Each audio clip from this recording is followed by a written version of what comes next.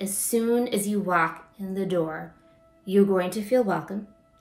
You're going to feel included. Nobody is going to be looking at you and thinking about, should you be here? Maybe you don't belong here. It's a place where you can just come, participate, engage, and see how it feels for you.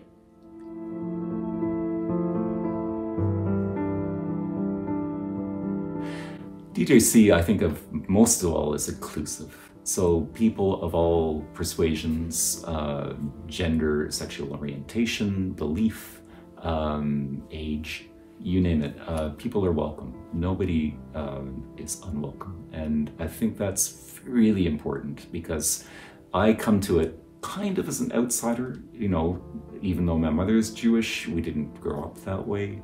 So I have a lot of empathy or connection with people who are not sort of fitting into the usual Jewish picture. What I'm looking for in Jewish community, and we're all looking for something different, but what I am looking for in Jewish community is this combination of, you know, a kind of tikkun olam approach to the world that understands social justice as foundational to who we are as Jews, that has intellectual engagement, that gives me the, you know, kind of traditions and history, but with a kind of intellectual spin on it. It allows me to think about thinkers and think about Judaism as an intellectual practice, and a place that offers spiritual comfort.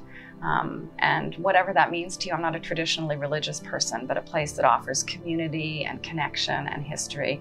And the Danforth Jewish Circle just does those three things in a way I can't imagine it being done better. It just does it in a way that works beautifully. It's a real honor to be part of this community. So the first time I came to the DJC, it was Kol Nidre. I had never been to a synagogue before. I had never been to services. It was a powerful and profoundly welcoming experience. You can imagine that I was very nervous being in this strange environment with all these people I didn't know. But what I felt was welcomed. And I felt that no one was turning their mind even to the question of, who is this person? Does she belong here? Is she part of this community? The assumption was I was there, so I belonged. And that's what it's been like ever since. I hadn't actually been in the synagogue more than maybe 3 times, 2 or 3 times at most, so I still felt very much out of my element and nervous because here I am, well, technically I'm Jewish and my mother's Jewish, I identify as Jewish, but I have no real clue what's going on. I don't know any Hebrew, I don't know, I'm not familiar with the tunes and the order and what you do and what you're probably not supposed to do. But I think it was really the music that sort of spoke to me. And I felt that's a strong message, given that I'm a musician, that was sort of drawing me in. And also I should say the people at the DJC have such a wide range. There were Jews and non-Jews, there were people of all ages and personalities, and you know, I didn't feel like an outsider because of the people. I think it was a self-consciousness on my part that gradually I got over a number of years. I grew up on a farm near Windsor outside of Leamington. I grew up in a Mennonite family, so we were pretty religious. Went to church every Sunday, and I went to Sunday school and all that. So when I went to university, I went to University of Waterloo, and that's where I met my wife, who happens to be Jewish. And I feel very comfortable, very at home at the DJC, because I know that, you know, there's such a profile for people who aren't Jews, there isn't a sense of you have to believe something. There's lots of people who are Buddhists, who are atheists, who are all across the map. So really much, there's a real level of comfort there. It feels like home.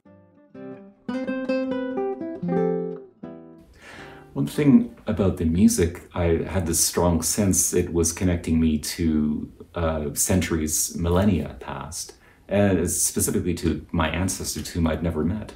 that chain of transmission had been cut off by the Second World War, by immigration, by the Holocaust, and I really felt a connection. Maybe it's the power of the imagination, but there was a real feeling of connection there. Not just the music, but even things like wearing a kippah, putting a talit on. These are things that my family would have done. My ancestors would have done. They would have had these things, and they would have revered them. They would have had their Torahs, and they would have held them to their hearts and known them inside out. So, wow, that was a very strong feeling of continuity and of connection that I couldn't have imagined before it actually happened.